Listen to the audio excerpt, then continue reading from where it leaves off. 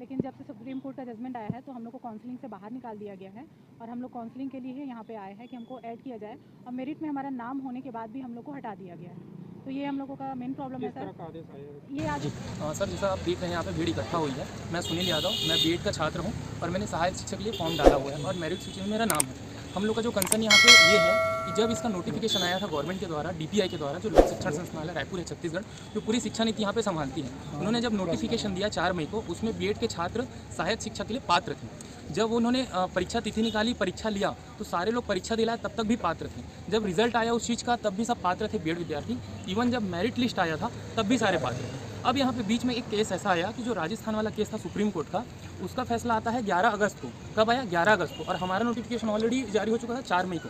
तो उस 11 अगस्त के नोटिफिकेशन में सुप्रीम कोर्ट के जजमेंट में ये बोला गया था कि हमारे प्राइमरी टीचर में बीएड वाले एलिजिबल नहीं हो सकते, वो 11 अगस्त के बाद होना चाहिए था नियम से। लेकिन अभी क्या हुआ, उसको बेस रखते हुए हमारे जो छत्तीसगढ़ के डीएड वाले भाई हैं, डीएड वाले अभ्यर्थी हैं, उन्होंने एक केस दायर किया था हमारे हाई कोर्ट में, डीएड वालों को रखें और बीएड वालों को निकाला जाए। तो इसकी सुनवाई हाई कोर्ट ने दी है। सुनवाई नहीं, एक सुनवाई हुई 2 दिन पहले। उसमें यह कहा गया था कि अंतिम परिणाम अभी डीपीआई द्वारा जारी ना किया जाए। 14 दिन का समय शासन को दिया गया था कि आप इसके अगेंस्ट में जो भी आपको बोलना है वो आप अपना पक्ष रख सकते हैं। लेकिन यहाँ पे सर जो डीपीआई हमारा लोक शिक्षण संस्थानालय है, वो क्या किया है, वो 14 दिन का भी वेट नहीं किया है। वो सुनवाई के कुछ देर बाद ही अपना नोटिफिकेशन जारी कर दिया और नोटिफिकेशन में क्लियर बीएड वालों को पृथक कर दिया गया। तो हम लोग का मुद्दा सिर्फ ये है, अगर पृथक करके डीएड का काउंसलिंग चालू कर दिया गया और काउंसलिंग उनका हो गया, उनको स्कूल की सूची मिल गई और उनको अगर नियुक्ति हो गई, तो हम कहाँ जाएंगे सर? कल अगर 14 दिन बाद हाईकोर्ट का जो फैसला हमारे पक्ष में अगर आया भी, तो हम लोग जाएंगे कहाँ? क्योंकि भर्ती तो हो चुकी होगी डीएड वालों की, और एक बार भर्ती हो गई तो आपको भी पता है कि उनको कोई हटा नहीं सकता। तो हम लोग जो मेहनत किए हैं, अपना 5 साल दिए हैं, ग्रेजुएशन किए हैं, बीएड किए हैं,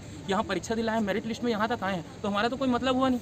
यहाँ तक कि जैसे आप देख सकते हैं राजपत्र में क्लियर छत्तीसगढ़ के राजपत्र में लिखा हुआ है कि बीएड हो या डीएड हो या डीएलएड हो, सारे लोग पात्र हैं। तो यहाँ पे सवाल ये उठता है कि वो रास्ता कुछ मान्यता नहीं है क्या यहाँ पे, या खाली एक पैराग्राफ? अभी क्या स्थिति बन रही है यहाँ पे? अभी स्थिति ये बन रही है कि काउंसलिंग की प्रक्रिया कल चालू हो चुकी है, जिसमें हम लोग जितने बीएड छात्र हैं शामिल नहीं हो पा रहे। आप लोगों ने यहाँ याचिका लगाई है क्या? हमने याचिका 2 याचिकाएं ऑलरेडी लग चुकी है, लेकिन अभी उसको सुनवाई हुई नहीं है सर। एक कल ही लगा है, एक कब लगा था, मतलब लगा हुआ है, और आज एक और हम लोग लगाने जा रहे हैं यहाँ पे सारे लोग मिलकर। ठीक है, नाम बताइए अपना। मेरा नाम सुनील यादव है। और एक छोटा सा अपील है सारे बीएड अभ्यर्थी भाइयों के लिए कि कल वापस 25 अगस्त को हम हाई कोर्ट में यहाँ पर आएंगे, शामिल होंगे, इन मुद्दों पर और चर्चा करेंगे। तो जिन तक भी मेरा अपील पहुँच रहा है, मेरा संदेश पहुँच रहा है, वो अधिक से अधिक संख्या में यहाँ आए और हमारा सहयोग करें। मेरा नाम दिव्या चंद्राकर है और हम लोग सहायक शिक्षक में फॉर्म डाले थे। हम लोग एलिजिबल थे पहले, लेकिन जब से सुप्रीम कोर्ट का जजमेंट आया है तो हम लोग को काउंसलिंग से बाहर निकाल दिया गया है और हम लोग काउंसलिंग के लिए ही यहाँ पे आए हैं कि हमको ऐड किया जाए और मेरिट में हमारा नाम होने के बाद भी हम लोग को हटा दिया गया है। तो ये हम लोगों का मेन प्रॉब्लम है सर। ये आदेश ऐसा है सर कि इसमें क्या बोलते हैं,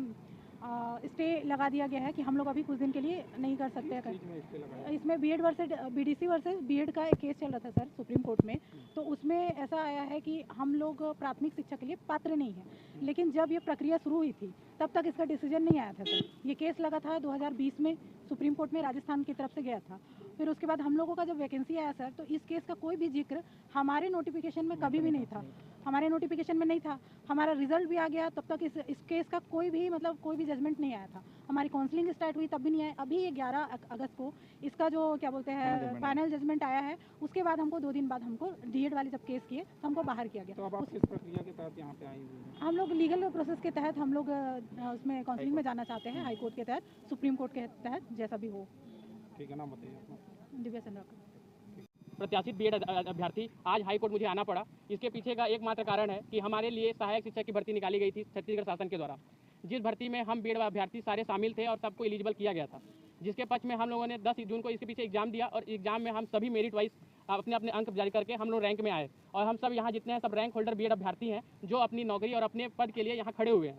इसके पीछे का राज ये है कि हमारे सरकार जो है जल्दी भर्ती करने के चक्कर में पहले बीएड को अभ्यर्थियों को पहले शामिल किया, शामिल करने के बाद रिजल्ट निकाला, रिजल्ट तक बीएड अभ्यर्थी मान्य थे और काउंसलिंग के 2 दिन पहले ही बीएड अभ्यर्थी को बाहर कर दिया गया है, जिसके पक्ष में हम लोग को काउंसलिंग से बाहर कर दिया गया है। और मान के चलिए कि हमको नौकरी से ही बाहर करने की पूरी तरह से कोशिश उनकी है, पर ये कोशिश काम होने नहीं देंगे। हम सब बीएड अभ्यर्थी आज शामिल होने के लिए आप लोगों के सामने बात रख रहे हैं और सारे बीएड अभ्यर्थी जो भी इस वीडियो को देख रहे हैं, कृपया आइए, हाई कोर्ट आइए, अपने लिए खुद लड़ाई करने के लिए तैयार रहिए। हाँ, हम लोग ने यहाँ याचिका लगाई है, याचिका भी हमारी दायर हो गई है। और उसके बाद हम लोग इसके साथ साथ हम लोग और भी जितने नेता हैं हमारे मंत्रीगण हैं, उनको भी ज्ञापन दे चुके हैं, सब हमारे पक्ष में। मैं अजीत सिंह।